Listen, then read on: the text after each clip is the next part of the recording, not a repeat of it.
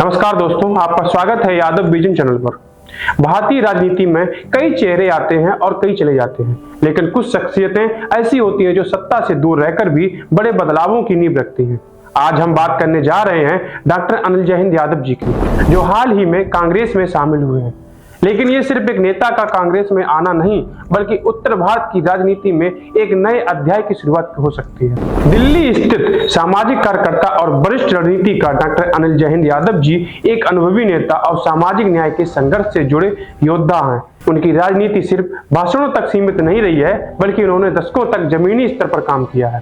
स्वतंत्रता सेनानी के पुत्र डॉक्टर अनिल जैन जी का जन्म एक ऐसे परिवार में हुआ जिन्होंने भारत की आजादी के आंदोलन में योगदान दिया था। उनके पूर्वज आजाद हिंद फौज से जुड़े थे, जिन्होंने अंग्रेजों के खिलाफ संघर्ष किया। मूल रूप से हरियाणा के निवासी डॉक्टर अनिल जैन यादव जी का अधिकतर राजनीतिक सफर उत्तर प्रदेश, बिहार और हरियाणा में बीता है।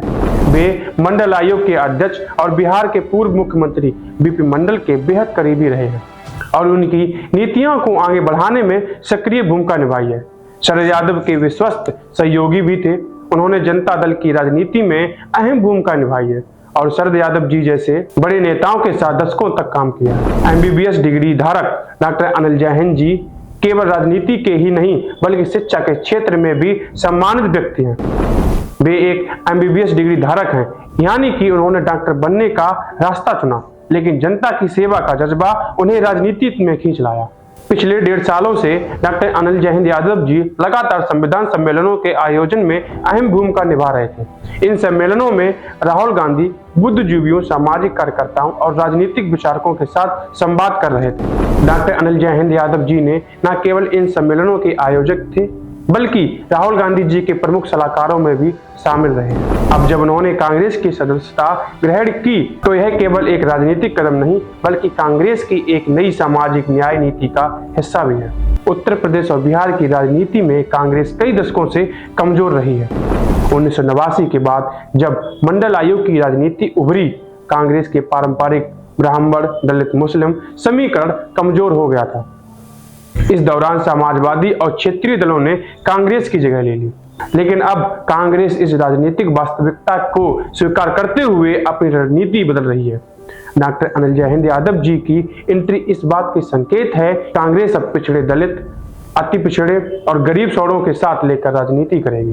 बिहार और उत्तर प्रदेश में सपा आरजेडी गठबंधन के साथ कांग्रेस अब एक नई रणनीति बना रही है, जिसमें डॉक्टर अनिल जैन यादव जी जैसे सामाजिक न्याय समर्थक नेताओं की अहम भूमिका होगी।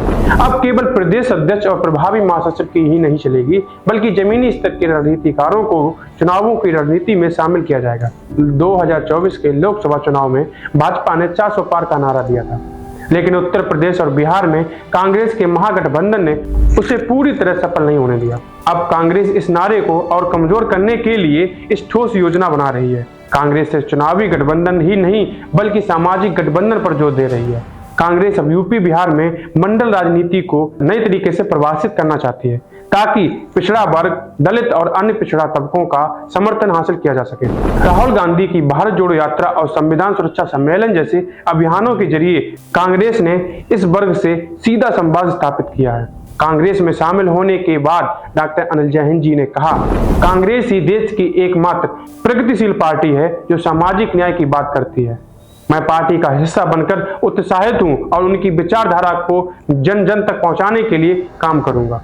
उन्होंने यह भी कहा, अब समय आ गया है कि कांग्रेस समाज के सभी वर्गों एक साथ लेकर चलें और नई राजनीति की शुरुआत करें।